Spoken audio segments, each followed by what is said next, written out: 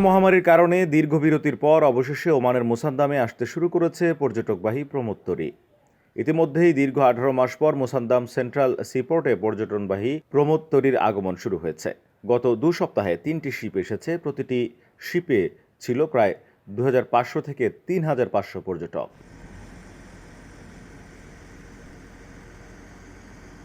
বিশ্বের বিভিন্ন দেশের পর্যটকদের আগমনে জমে উঠেছে গোটা মোসাদ্দাম অঞ্চল।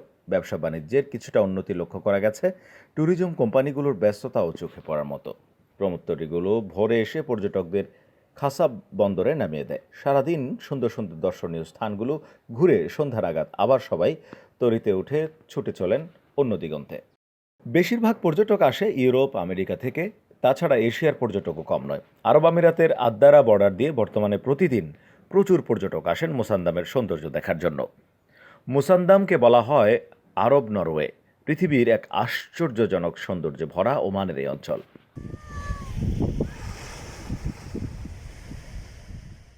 হরমুজ প্রণালীর তীরে এই ভূখণ্ড একদিকে ওমান সাগর, অন্যদিকে আরব উপসাগর দিয়ে ঘেরা। আরেকদিকে রয়েছে আরব আমিরাতের রাস আল খাইমার সাথে স্থলবন্দর। মোসাদ্দাম প্রদেশটি ওমানের মূল ভূখণ্ড থেকে বিচ্ছিন্ন। প্রবাসীরা এই অঞ্চল থেকে ওমানের মূল অংশে স্থলপথে যেতে হলে আরব আমিরাতের ভিসা নিয়ে যেতে হয়। তবে সব পেশার প্রবাসীরা আবার আমিরাতের ভিসা পান না।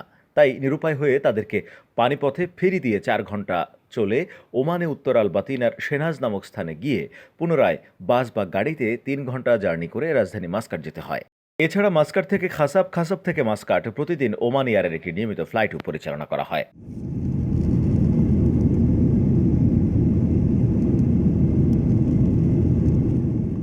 ইয়ারে সময় লাগে 45 থেকে 50 মিনিট। মোসাদ্দাম প্রদেশ এমন এক সৌন্দর্যে ভরা একটা ভূমি, যেখানে ওমানের অন্যান্য অঞ্চল থেকেও ছুটি কাটানোর জন্য চলে আসেন হাজারো পর্যটক। খাসাব সিটি থেকে আরব আমিরাতের বর্ডার পর্যন্ত প্রায় 60 কিলোমিটার মেরিন রোডটি পর্যটকদের বিমোহিত করে দারুণভাবে।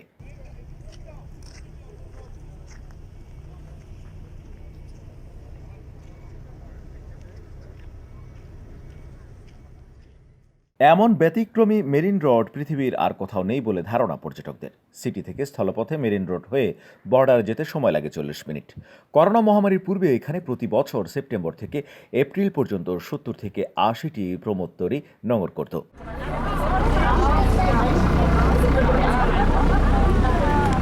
কোনো কোনো শিপে আসতো 5 সহস্রাধিক পর্যটক। এই শিপগুলো বন্দরের বাহিরে বহির্নোঙরে অবস্থান করত। সেখান থেকে ছোট ডিঙ্গি নৌকায় করে পর্যটকদের নামিয়ে আনা হতো। শিপগুলো উচ্চতায় 10 থেকে 23 তলা পর্যন্ত হয়ে থাকে। ওমান বেড়াতে এসে যদি মোসাদ্দাম দেখতে না আসে, তাহলে যেন তার 16 আনাই বৃথা। প্রবাসীরা চাইলেও ওমানের অন্যান্য অঞ্চল থেকে এই খাসাবে ভ্রমণ করতে পারেন। সেক্ষেত্রে বছরের অক্টোবর থেকে এপ্রিল পর্যন্ত এই সময় আসলে সবচেয়ে বেশি উপভোগ করা যায়।